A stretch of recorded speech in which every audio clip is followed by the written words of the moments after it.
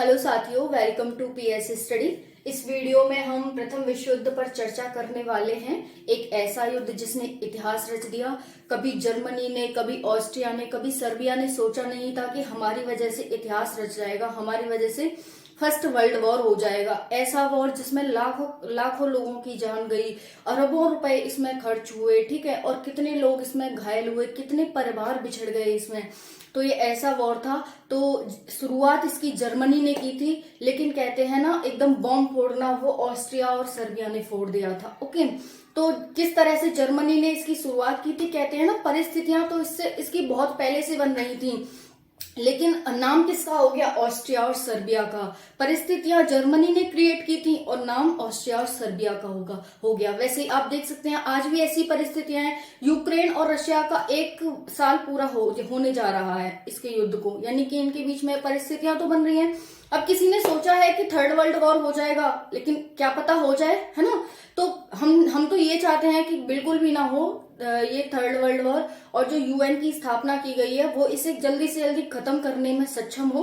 हम तो यही चाहते हैं, क्योंकि वर्ल्ड वॉर से हम 2 वर्ल्ड वॉर ऑलरेडी झेल चुके हैं। उससे ना तो किसी का फायदा हुआ है और ना ही कोई उससे लाभ प्राप्त हुआ है। ओके, तो यहाँ पर हम देखेंगे कि प्रथम विश्व युद्ध किस तरह से हुआ था और इसके क्या क्या कारण थे। इस वीडियो में हम कारण देखेंगे, क्योंकि देखो प्रथम विश्व युद्ध काफी बड़े लेवल का युद्ध है, इसे एक वीडियो में सम्मिलित करना पॉसिबल नहीं है। फिर भी मैंने इसमें पूरा सम्मिलित किया है, अच्छे से आपको समझाना है। ओके, तो आप वीडियो को अच्छे से लास्ट तक देखेंगे और इस वीडियो को ज्यादा से ज्यादा शेयर करेंगे, लाइक करेंगे और ज्यादा से ज्यादा मुझे सपोर्ट करेंगे। ओके, क्योंकि मुझे भी काफी मेहनत लगती है इसे बनाने में, ठीक है।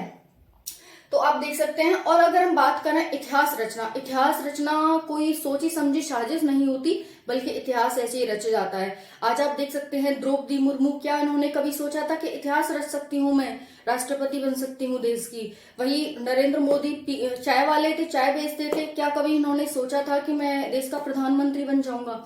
एपीजे अब्दुल कलाम, क्या उन्होंने कभी सोचा था कि मैं देश का राष्ट्रपति बनूंगा। कहाँ वो फोर्स में भर्ती होने के लिए जाते हैं, लेकिन जब उन्होंने वहां से निकाल दिया जाता है तो एकदम व्यक्ति निराश होकर टूट जाता है। तो क्या उन्होंने सोचा था कि मैं राष्ट्रपति बन जाऊंगा, लेकिन उन्होंने इतिहास रचा। ऐसे ही हमारे बहुत सारे वैज्ञानिक हुए, गणितज्ञ हुए और जिन्होंने इतिहास रचा है, ठीक है। तो हम देखते हैं आज भी इस वीडियो में कि इस विश्व युद्ध ने किस तरह से इतिहास रच दिया। ओके, हालांकि विश्व युद्ध होना कोई अच्छी बात नहीं है, कोई इतिहास रचना इस तरह से तो बिल्कुल भी अच्छी बात नहीं है, बट फिर भी देखते हैं ये इतना बड़े लेवल पर युद्ध हुआ था तो समझते हैं। ओके, तो देखते हैं। देखो, प्रथम विश्व युद्ध 1914 से 1918 के बीच में हुआ था।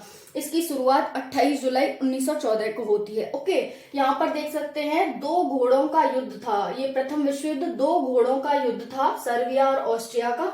घुड़सवार तो बाद में इसमें शामिल हुए थे। ओके, अब देखते हैं। देखो, पहले आपको मैप दिखा देती हूँ। देखो, ये जर्मनी है, ये फ्रांस है, यहाँ पर देख सकते हैं ये सर्बिया है। ओके, इनकी हम बात करने वाले हैं। यहाँ पर ये ऑस्ट्रिया है। ओके, यहाँ पर ये बेल्जियम है, ये इस तरह से। ओके, और हम रशिया की बात करेंगे, ये आपको रशिया पता ही है। और इधर यूएसए है। अगर हम अमेरिका का मैप देखेंगे तो मैंने करा रखी है आपको मैपिंग की क्लास, तो आप वहां जाकर देखो, ये अमेरिका है, ठीक है। ये तो सबसे बाद में आकर के, सिर्फ जैसे आज है ना व्यापारी, वैसे ही ये बाद में आकर के, जब जर्मनी के द्वारा इसके एक जहाज लूसीटान यहाँ पर बॉम्ब गिरा दिया जाता है, तो इसमें काफी 101 लोग इसके मारे जाते हैं अमेरिका के, जब जाके इसमें सम्मिलित होता है अमेरिका बाद में, ठीक है। वैसे इसमें जापान भी सम्मिलित होता है, ठीक है। प्रथम विश्व युद्ध में जापान भी सम्मिलित होता है, रशिया भी सम्मिलित होता है, जर्मनी, फ्रांस, इटली भी देख लो, यहाँ पर ये रहा इटली। ओके, तो ये इटली भी इसमें सम्मिलित होता है इस तरह से। यहाँ पर ऑटोमन साम्राज्य हुआ करता था, जो आज तुर्की है ना, वो पूरा ऑटोमन साम्राज्य माना जाता था। देखो, यहाँ पर है तुर्की, एशिया के यहाँ पर, ठीक है, ये रहा यहाँ पर तुर्की। तो ये तुर्की था। तुर्की पहले ऑटोमन साम्राज्य माना जाता था, बहुत बड़े लेवल पर। तो यहीं पर देखो, हम इनकी बात करने वाले हैं, बोस्निया हर्जेगोविना की। सर्बिया हमने देख लिया, बोस्निया हर्जेगोविना ये यहीं पर हुआ करते थे, इटली के पास। ओके, एक क्षेत्र था जिसे हम यहाँ पर देखेंगे, जिसे हम बाल्कन क्षेत्र के नाम से जानते थे। ओके, तो अब हम स्टार्ट करते हैं वीडियो को। देखो, ये हेडलाइन है, यूरोपीय कूटनीतिक व्यवस्था, साम्राज्यवादी प्रतिद्वंदता, उग्र राष्ट्रवाद, सैन्यवाद, समाचार पत्रों की भूमिका, अंतर्राष्ट्रीय अराजकतापूर्ण स्थिति, बाल्कन क्षेत्र की जटिलता, तात्कालिक कारण, ये इसके पॉइंट हैं, इनके कारण प्रथम विश्व युद्ध हुआ था। ओके, तो यहाँ पर पहले मैं आपको कुछ समझा देती हूँ। देखो 28 जुलाई 1914 को रूस सर्बिया की मदद के लिए कूद पड़ा। 30 जुलाई 1914 को, अब ये रूस सर्बिया की मदद के लिए क्यों कूदा बाद में समझेंगे, क्योंकि अभी आपको शायद समझ नहीं आएगा। पहले ही बस ये समझ लो कि फ्रांस, रूस, सर्बिया, बोस्निया हर्जेगोविना, इंग्लैंड ये एक साइड से लड़ रहे थे, जर्मनी, ऑस्ट्रिया, इटली ये एक साइड से लड़ रहे थे। ओके, यहाँ पर दोबारा देख सकते हैं, फ्रांस, रूस, सर्बिया, बोस्निया हर्जेगोविना और इंग्लैंड, जर्मनी, ऑस्ट्रिया और इटली, दो गुट थे। ये दोनों गुट के साथ देश आते गए और ये विश्व युद्ध हो गया। ओके, तो यहाँ पर यूरोपीय कूटनीतिक व्यवस्था देख सकते हैं। देखो कूटनीति क्या होती है? कूटनीति होती है एक ग्रुप के विपक्ष में आप कोई दूसरा ग्रुप बनाना, एक किसी के विरोध में आप कोई काम करना, इसी को हम कूटनीति कहते हैं। ओके, तो यहाँ पर यूरोप की कूटनीतिक व्यवस्था यानी कि संघ बनाना। जर्मनी, अब देखो ये मैंने पहले बताया जर्मनी के द्वारा परिस्थितियां तैयार की गई थी। जर्मनी क्या करता है, 1871 में जर्मनी का एकीकरण हो जाता है। इटली और जर्मनी का एकीकरण हो गया, यानी कि जितने इनके क्षेत्र फैले हुए थे उनको सबको सम्मिलित करके इन्होंने एकीकरण कर लेते हैं ये। ओके, फिर उसके बाद क्या होता है, ये एकीकरण के बाद ये दूसरे के क्षेत्र को हड़पना स्टार्ट कर देते हैं। कहते हैं ना कि हमारा घर तो सेफ है, अब हमारे घर में तो कोई आग लगाने वाला है नहीं, लेकिन हम दूसरों के घर में आग लाएं। तो वही काम इन्होंने किया था। खुद का तो एकीकरण हो गया, अब इसने क्या किया था, जर्मनी ने फ्रांस के एक लोरेंस क्षेत्र को, ठीक है, फ्रांस का एक क्षेत्र था अल्सास लोरेंस क्षेत्र को ये हड़प लेता है जर्मनी। अब इसे पता था कि फ्रांस है किसी और देश के साथ मिलकर के मुझ पर कहीं युद्ध न कर दे, इसने इस भय से जर्मनी ने क्या किया, गुटबाजी स्टार्ट कर दी। जर्मनी के द्वारा किसको मिलाया गया, जर्मनी के द्वारा ऑस्ट्रिया को न्योता दिया गया, क्योंकि ऑस्ट्रिया की रूस के साथ, ऑस्ट्रिया की फ्रांस के साथ पहले से ही चल रही थी, वही क्षेत्रों को लेकर के चल रही थी क्योंकि ऑस्ट्रिया भी क्षेत्र हड़पता था और जर्मनी भी क्षेत्र हड़पता था। तो क्या किया, जर्मनी ने पहले अपने रूस को अपने साथ किया, ठीक है, कि भाई तुम हमारे साथ आ जाओ। रूस आ गया, ठीक है भाई हम आपके साथ हैं। तो यहाँ पर देख सकते हैं संघ बनाना, जर्मनी को भय था फ्रांस को मित्रहीन बनाने के लिए, यानी कि फ्रांस किसी और के साथ न मिल जाए, इसलिए इसने पहले से ये काम स्टार्ट कर दिया। अल्सास लोरेंस क्षेत्र पर कब्जा जर्मनी द्वारा 1879 में ऑस्ट्रिया से द्वैध संधि कर ली। अब देखो इसको मित्रहीन बनाने के लिए ये जर्मनी ऑस्ट्रिया से संधि कर लेता है, फिर 1882 में इटली से द्वैध संधि कर लेता है और फिर 1871, 81 और 87 में रूस से संधि कर लेता है। बन के एक गुट, जर्मनी के द्वारा ऑस्ट्रिया, इटली और रूस के साथ गुट बना लिया। ओके, तो ये हो गई हमारी यूरोपीय कूटनीतिक व्यवस्था, किसके द्वारा बनाई गई थी, जर्मनी के द्वारा स्टार्ट की गई थी। ओके, फिर हम दूसरा देखते हैं साम्राज्यवादी प्रतिद्वंदता। साम्राज्यवादी प्रतिद्वंदता होती क्या है, ब्रिटेन ने भारत को अपने कब्जे में रखा था, यही साम्राज्यवादी प्रतिद्वंदिता है, यानी कि देशों को प्रत्यक्ष या अप्रत्यक्ष रूप से अपने अधीन करना, उसकी आर्थिक, सामाजिक, भौतिक, ठीक है, और उसकी राजनीतिक सारी व्यवस्थाओं को अपने अंडर करके, उसे अपने अधीन करके, अपने तरह से उसे संचालित करना उस देश को, यही साम्राज्यवादी नीति होती है। ओके, तो यहाँ पर साम्राज्यवादी प्रतिद्वंदिता, जर्मनी इटली का एकीकरण हो चुका था, इसके बाद ये महान शक्ति के रूप में उभर कर आई थी, उपनिवेशों की खोज कर रहे थे एशिया और अफ्रीका में। जर्मनी द्वारा घोषणा की गई कि उसे भी सूर्य के नीचे जगह चाहिए। देखो एकीकरण तो हो गया जर्मनी का, अब जर्मनी क्या घोषणा करता है कि हमें भी, इसका जो वहां का राष्ट्र प्रमुख था जर्मनी का वो बिस्मार्क था, वो मतलब ये था कि हमारा एकीकरण हो गया है, वो कुछ मतलब इसमें ज्यादा वो नहीं था, साम्राज्यवादी नीति में वो ज्यादा फॉलो नहीं करता था। लेकिन जब बिस्मार्क के बाद जो दूसरा शासक आया था ना, उसने ये स्टार्ट किया था। देखो यहाँ पर जर्मनी द्वारा घोषणा की गई कि उसे भी सूर्य के नीचे जगह चाहिए, ठीक है। और साम्राज्यवादी शुरुआत किसने की थी, साम्राज्यवादी प्रतिद्वंदिता की जर्मनी, जापान और इटली के द्वारा इसकी शुरुआत की गई थी। ओके, तो यहाँ पर उसने कहा कि मुझे भी सूर्य के नीचे जगह चाहिए। फिर ये उपनिवेशों की खोज में लग जाते हैं। उपनिवेश इन्हें कहाँ दिख रहे थे, अब यूरोप में तो पूरे में एक दूसरे की ऊपर हो रखी है कि भाई हम तुम्हारा क्षेत्र हड़पेंगे, हम तुम्हारा क्षेत्र हड़पेंगे, तो इन्हें यूरोप में तो कहीं जगह मिली नहीं। ये अमेरिका जा नहीं सकते थे क्योंकि अमेरिका इनके साथ पावरफुल था। इन्हें जगह कहाँ मिली, एशिया में और अफ्रीका में। अफ्रीका के तो आज भी बहुत सारे देश हैं वो औपनिवेशिक उपनिवेश बने हुए हैं, इन्हीं के यूरोप और उसके यूके के। ओके, तो जर्मनी और इटली का एकीकरण हो गया। उसके बाद ये महान शक्ति बनी, उपनिवेशों की खोज करने लगी। जर्मनी द्वारा घोषणा की गई कि उसे भी सूर्य के नीचे जगह चाहिए। और फिर यहाँ पर क्या होता है कि जर्मनी, जापान और इटली द्वारा इसकी शुरुआत की गई। फिर 1894-95 में चीन जापान युद्ध होता है। देखो, अब जापान, क्योंकि जापान भी साम्राज्यवादी था, उसे भी दूसरों के क्षेत्र हड़पने थे, तो जापान और चीन का युद्ध हो गया। देखो, आज ये जापान आपको दिखता है कि बस कितना सीधा सा जापान है कि भाई अमेरिका ने इसे अपने अधीन कर रखा है, इसकी सेना नहीं है। लेकिन एक समय में आप देख सकते हैं यहाँ पर कि देखो, चीन और जापान का युद्ध होता है 1894-95 में, जिसमें कि जापान जीत जाता है और चीन के बहुत सारे क्षेत्र पर कब्जा कर लेता है जापान। ओके, फिर देखो 1904-05 में रूस के साथ जापान का युद्ध होता है और जापान जीत जाता है और रूस के बहुत सारे क्षेत्र पर कब्जा कर लेता है। ओके, तो इस तरह से क्या हो रहा था, ये गुटबाजी चल रही थी यहाँ पर। और जापान आज आपको लगता है ये सीधा साधा, बट वो कभी से सीधा साधा है नहीं, ठीक है। और इसीलिए अब वो अपनी सेना का भी निर्माण कर रहा है कि हम अमेरिका के अधीन नहीं रहना चाहते, हम अमेरिका से अलग होना चाहते हैं, यानी कि हम अमेरिका से अपनी अलग फोर्स बनाना चाहते हैं। ओके, तो यहाँ पर ये देख सकते हैं साम्राज्यवादी प्रतिद्वंदिता, यानी कि एक दूसरे के क्षेत्रों को हड़पना, ये समझ आ गया। अब होता है उग्र राष्ट्रवाद। उग्र राष्ट्रवाद का मतलब एक देश को नीचे गिराओ, दूसरे देश को कि हम ही है सब कुछ, दूसरा देश तो एग्जिस्ट ही नहीं करता हो जैसे, ठीक है, हमारी मनमानी चलेगी, हमारे सारे लॉ कानून चलेंगे और किसी देश का नहीं चलेगा। तो इसी को उग्र राष्ट्रवाद कहा जाते हैं, यानी कि राष्ट्रवाद अपनी चरम सीमा पर, ठीक है। तो यहाँ पर एक दूसरे से सर्वोच्च मानना, साम्राज्यवादी नीति का विस्तार, नीचा दिखाना दूसरे देशों को, ये क्या है हमारे पास, उग्र राष्ट्रवाद है। तो तीसरा कारण क्या हो गया, उग्र राष्ट्रवाद, जो कि यूरोप के द्वारा ही चलाया जा रहा था। चौथा पॉइंट है इसका सैन्यवाद। सैन्यवाद क्या है, देखो यहाँ पर सैन्यवाद है कि सेना का निर्माण करना। ओके, सेना का निर्माण कि भाई अगर हम पावरफुल होना चाहते हैं तो हमारे पास क्या होने चाहिए, हथियार होने चाहिए, जब भी हम लड़ पाएंगे। और ये सैन्यवाद था, इतना ज्यादा वो कर दिया गया था, सैन्यवाद को कंपलसरी कर दिया गया था कि अगर आपके पास सेना नहीं है तो आप कमजोर हो, ठीक है। तो लोग बहुत सारे अपनी सुरक्षा के लिए भी, देखो अगर आपके पास सेना है, मेरे पास सेना नहीं है, या फिर आपके पास मान लो नॉलेज है, मेरे पास नॉलेज नहीं है, ठीक है, तो क्या होगा, अगर आपका मेरा विवाद होता है तो मुझे भी नॉलेज की जरूरत होगी आपसे बातचीत करने के लिए, आपसे विवाद करने के लिए, आपसे आर्ग्यू करने के लिए। तो बहुत सारे देश है ना, उनको वैसे ही रखनी पड़ जाती थी कि भाई वो शांति प्रिय हैं, लेकिन उन्हें अपनी सुरक्षा के लिए भी सेना की जरूरत पड़ जाती थी, ठीक है। तो ये वही सैन्यवाद है। औपनिवेशिक का विस्तार हो रहा था, वह उपनिवेशों की रक्षा के लिए सैन्यीकरण को प्रश्रय दिया गया।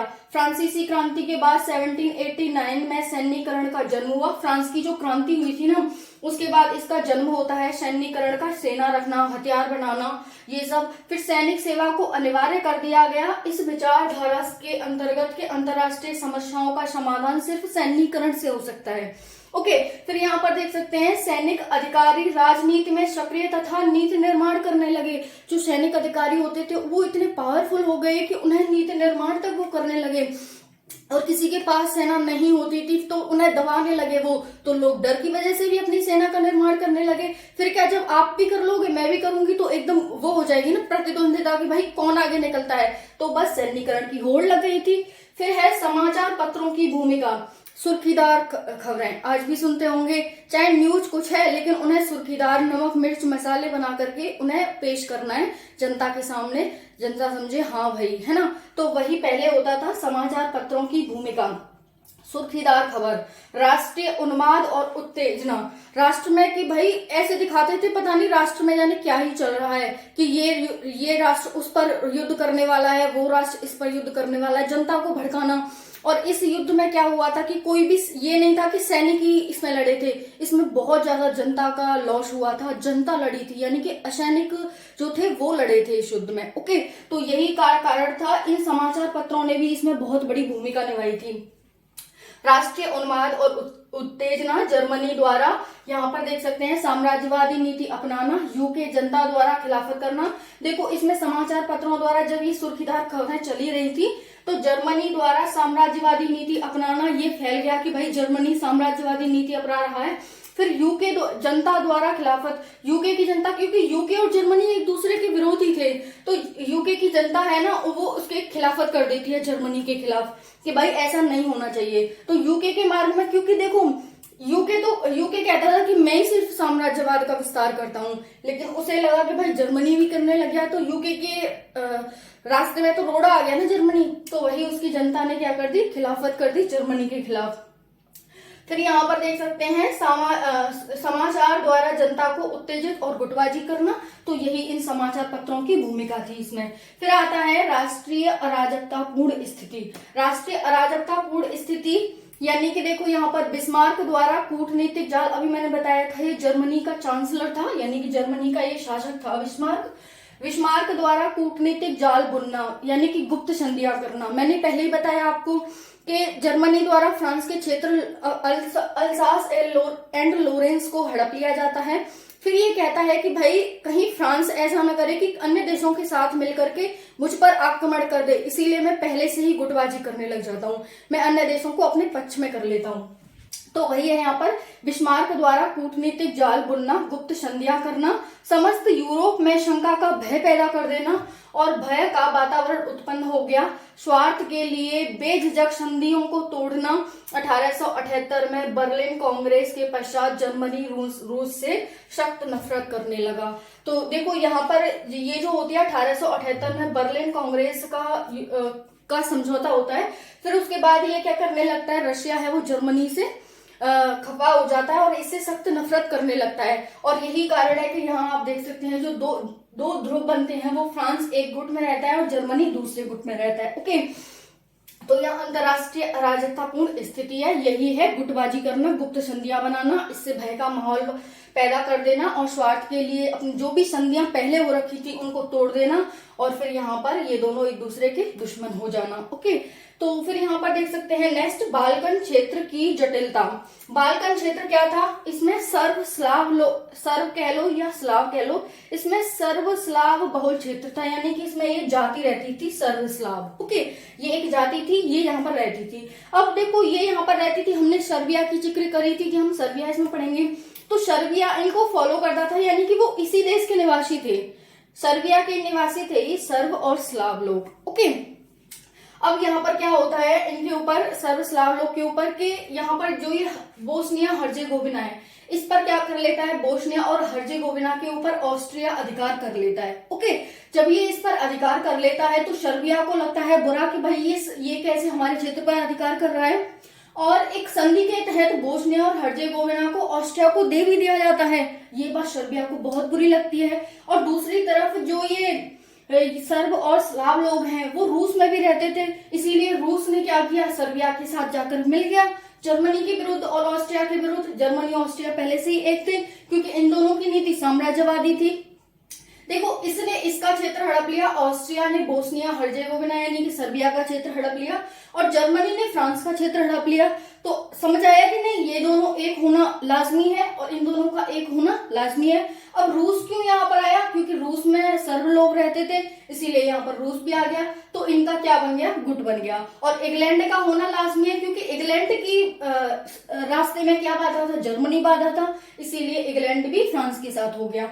अब यहाँ पर ये दोनों थे और इटली भी था क्योंकि इटली और इनकी सबकी क्या थी, संधि थी कि अगर तुम पर कोई आक्रमण करेगा तो हम तीनों मिलकर लड़ेंगे। ओके, तो यहाँ पर इटली आ जाता है, फिर क्या होता है, बस युद्ध आरंभ हो जाता है।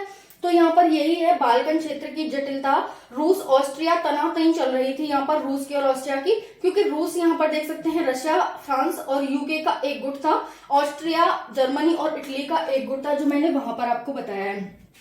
रूस की और ऑस्ट्रिया की क्यों तनातनी चल रही थी, मैंने वहां बताया कि रूस में सर्व लोग रहते थे जिसको सर्बिया फॉलो करता था, सर्बिया के लोग ही सर्व लोग थे, और रूस में भी सर्व लोग रहते थे।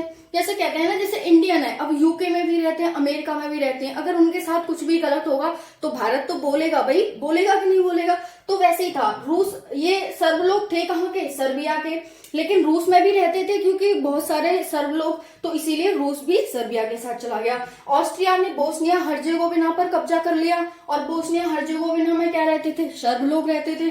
इसलिए वजह से क्या हुआ, इन दोनों में क्या हो गई, तनातनी हो गई और फिर त्रिवर्गीय संघ बन गया यहाँ पर जर्मनी, इटली और ऑस्ट्रिया का, और त्रिवर्गीय मैत्री संघ बन गया यूके, फ्रांस और रशिया का।